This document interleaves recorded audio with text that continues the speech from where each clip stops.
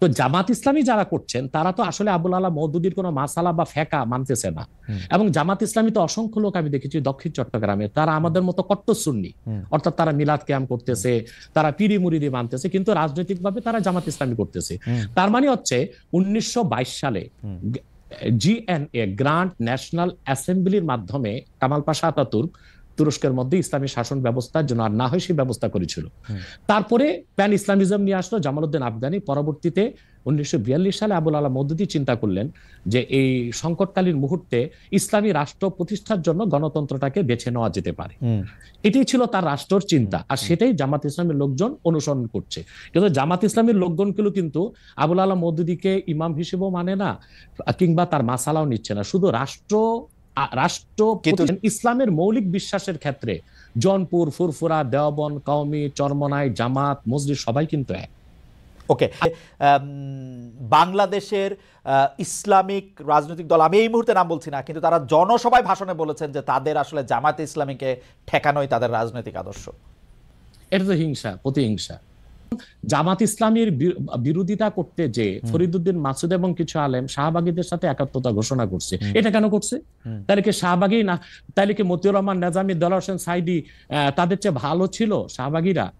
যে মতিউর রহমান নেজামী, দেলোয়ার হোসেন সাইদি বা জামাতের যাদের ফাঁসি হয়েছে তাদের ফাঁসি রায় কার্যকর করতে ফরিদউদ্দিন মাসুদ শাপলা চত্বরে চলে গেছে, শাপলা চত্বর না শাহবাগ চত্বরে চলে গেছে, নাস্তিক ব্লগারদের সাথে একাত্মতা ঘোষণা করছে। তো বুঝাই যাচ্ছে এটা একটা রাজনৈতিক আক্রোশ ছিল, রয়ের পারপাস সার্ভ করার জন্য এই কাজটা করেছিল কিছু আলেম।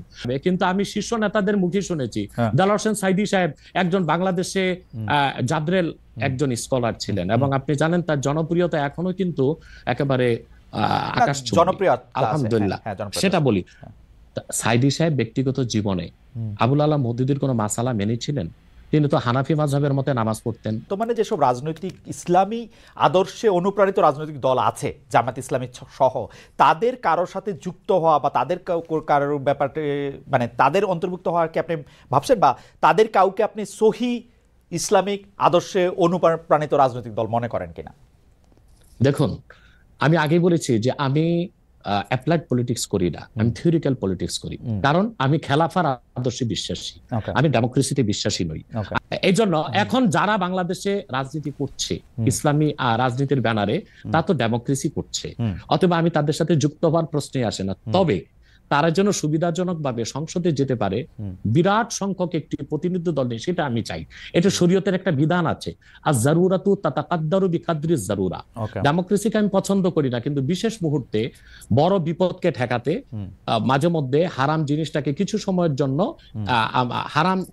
হারাম জেনে কিছু সময়ের জন্য শিথিলতায় যাওয়া যায়। তাদের মধ্যে তো অনেকগুলি ফ্র্যাকশন আছে, একজন আরেকজনের ঠিক বিশ্বাস করে না। জামায়াতে ইসলামীকে যেমন ধরেন জামায়াতে ইসলামী অনেক ইসলামিক রাজনৈতিক দলের কাছেই খুব গ্রহণযোগ্য দল না। আমরা দেখেছি যে হেফাজতে ইসলামীর আন্দোলনের ক্ষেত্রে শেখ হাসিনাকে কওমি জননী উপহার দেওয়া, শেখ হাসিনার সাথে হাতকে শক্তিশালী করার জন্য হেফাজতের বিভিন্ন নেতৃবৃন্দের বিভিন্ন সময় সার্বিক অবস্থান জামাতে ইসলামীকে ঠেকানোর জন্য হয়েছিল। আপনি নিশ্চয়ই খেয়াল করেছেন। আমি এই ফ্র্যাকশনগুলো আলাদা আলাদা করে বলতে পারি। চরমোনাই সাহেবের যে একমত নই, এটা আমি একমত নই। হেফাজত ইসলামী আর জামাত ইসলামের মধ্যে জামাত ইসলামী আমি বলি এক হচ্ছে জামাত ইসলামীর যিনি প্রতিষ্ঠাতা ছিলেন আবুল আলা মওদুদি, তিনি মুহাদ্দিসও ছিলেন না, মুফাসসিরও ছিলেন না, তবে তিনি ছিলেন দার্শনিক এবং রাষ্ট্রচিন্তক। তো জামাত ইসলামী যারা করছেন তারা তো আসলে আবুল আলা মওদুদির কোনো মাসালা বা ফেকা মানতেছে না। এবং জামাত ইসলামী তো অসংখ্য লোক আমি দেখেছি দক্ষিণ চট্টগ্রামে, তারা আমাদের মতো কট্টর সুন্নি, অর্থাৎ তারা মিলাদ কিয়াম করতেছে, তারা পিরি মুরিদি মানতেছে, কিন্তু রাজনৈতিকভাবে তারা জামাত ইসলামী করতেছে। তার মানে হচ্ছে 1922 সালে জিএনএ গ্র্যান্ড ন্যাশনাল অ্যাসেম্বলির মাধ্যমে কামাল পাশা আতাতুর্ক তুরস্কের মধ্যে ইসলামী শাসন ব্যবস্থার জন্য আর না হয় সেই ব্যবস্থা করেছিল। তারপরে প্যান ইসলামিজম নিয়ে আসলো জামালউদ্দিন আফগানি। পরবর্তীতে 1942 সালে আবুল আলা মওদুদি চিন্তা করলেন যে এই সংকটকালীন মুহূর্তে ইসলামী রাষ্ট্র প্রতিষ্ঠার জন্য গণতন্ত্রটাকে বেছে নেওয়া যেতে পারে। এটাই ছিল তার রাষ্ট্রের চিন্তা, আর সেটাই জামাত ইসলামের লোকজন অনুসরণ করছে। কিন্তু জামাত ইসলামের লোকজনগুলো কিন্তু আবুল আলা মওদুদিকে ইমাম হিসেবেও মানে না, কিংবা তার মাসালাও নিচ্ছে না। শুধু রাষ্ট্র। কিন্তু ডক্টর আব্বাসী এই কথাটা আপনি বলতেছেন, আমি তো জামায়াতের কোন নেতার মুখে এরকম শুনি নাই। আমি বলছি এখন ইসলামী একটি রাষ্ট্র প্রতিষ্ঠার জন্য তারা আবুল আলা মওদুদির রাষ্ট্র চিন্তাটা নিয়েছে। এখন আমরা বা অন্য হেফাজত ইসলাম বা কওমি ঘরানার যারা বিরোধিতা করি জামাতের, সেটা হচ্ছে আবুল আলা মওদুদীর আকীদা যে ভুল ত্রুটি ছিল সেটার বিরোধিতা করি আমরা। কিন্তু একটা কথা মনে রাখবেন, ইসলামের মৌলিক বিশ্বাসের ক্ষেত্রে জৌনপুর, ফুরফুরা, দেওবন্দ, কওমি, চরমনাই, জামাত, মসজিদ সবাই কিন্তু এক।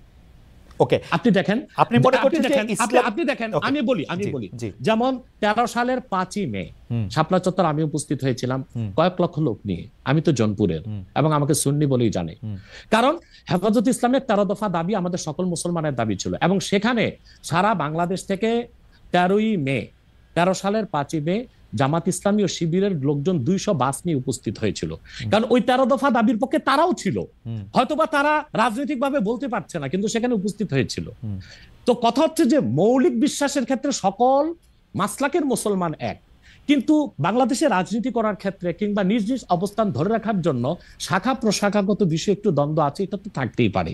একটা ঘরে যদি 5টা ভাই থাকে, 5 ভাই কি আপনি যেটাকে শাখা প্রশাখাগত দ্বন্দ্ব বলতেছেন, সেই দ্বন্দ্ব আমরা অনেক সময় অনেক প্রকট দেখি। কেউ কেউ বলেন যে একজন আরেকজনকে বলেন যে তারা আসলে নাস্তিকদের থেকেও খারাপ, আরেকজন আরেকজনকে বলেন তারা বিধর্মী থেকেও খারাপ, একজন আলেম আরেকজন আলেমকে বলেন, সেগুলি আমরা শুনি এবং রাজনৈতিক কারণে বলেন। অনেক সময় সেটি মানে কোনো বিষয়ের ব্যাখ্যা দিতে গিয়া না, রাজনৈতিক অবস্থানের কারণে বলেন। আমরা দেখেছি যে বাংলাদেশের ইসলামিক রাজনৈতিক দল, আমি এই মুহূর্তে নাম বলছি না, কিন্তু তারা জনসভায় ভাষণে বলেছেন যে তাদের আসলে জামায়াতে ইসলামীকে ঠেকানোই তাদের রাজনৈতিক আদর্শ।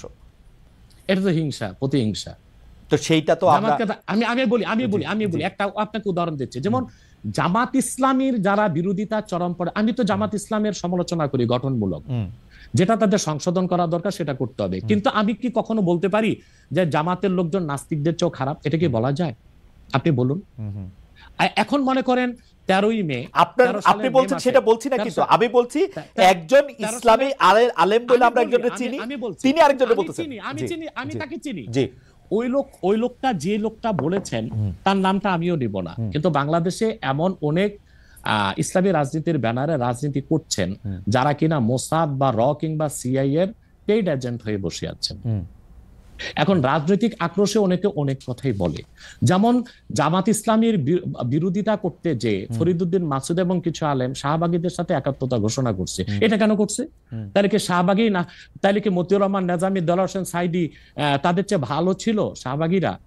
যে মতিউর রহমান নেজামী, দেলোয়ার হোসেন সাইদি বা জামাতের যাদের ফাঁসি হয়েছে তাদের ফাঁসি রায় কার্যকর করতে ফরিদউদ্দিন মাসুদ শাপলা চত্বরে চলে গেছে, শাপলা চত্বর না শাহবাগ চত্বরে চলে গেছে, নাস্তিক ব্লগারদের সাথে একাত্মতা ঘোষণা করছে। তো বুঝাই যাচ্ছে এটা একটা রাজনৈতিক আক্রোশ ছিল, রয়ের পারপাস সার্ভ করার জন্য এই কাজটা করেছিল কিছু আলেম। অথবা ওই ধরনের কোন আলেম কি বললো, তার মুরিদ কত, তার জনসংখ্যা কত, সেটা কোনো দেখার বিষয় না। সেটা বুঝাই যাচ্ছে কোন একটা ইন্টেনশন থেকে সে কাজটা করেছে বা বলেছে।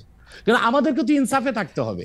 আমরা আবুল আলা মওদুদীর বা জামাত ইসলামীর সমালোচনা গঠনমূলকভাবে করে আসছি, করতেছি। যেমন আমি জামাত ইসলামী মানে আপনি যেমন বললেন যে মওদুদী সাহেবের ফিলোসফিটা জামাতে ইসলামী আসলে সেইভাবে নিতেছে না, কিন্তু আমি কিন্তু ডক্টর আব্বাস, আমি কিন্তু এই কথা জামাতে ইসলামের কোন শীর্ষ নেতৃত্বের কাছে শুনি নাই। সত্যি কথা বলবে না। হ্যাঁ, বলবে না কেন? বলবে না কেন? তারা যদি এটা না নেয় তাহলে এটা বলবে না কেন?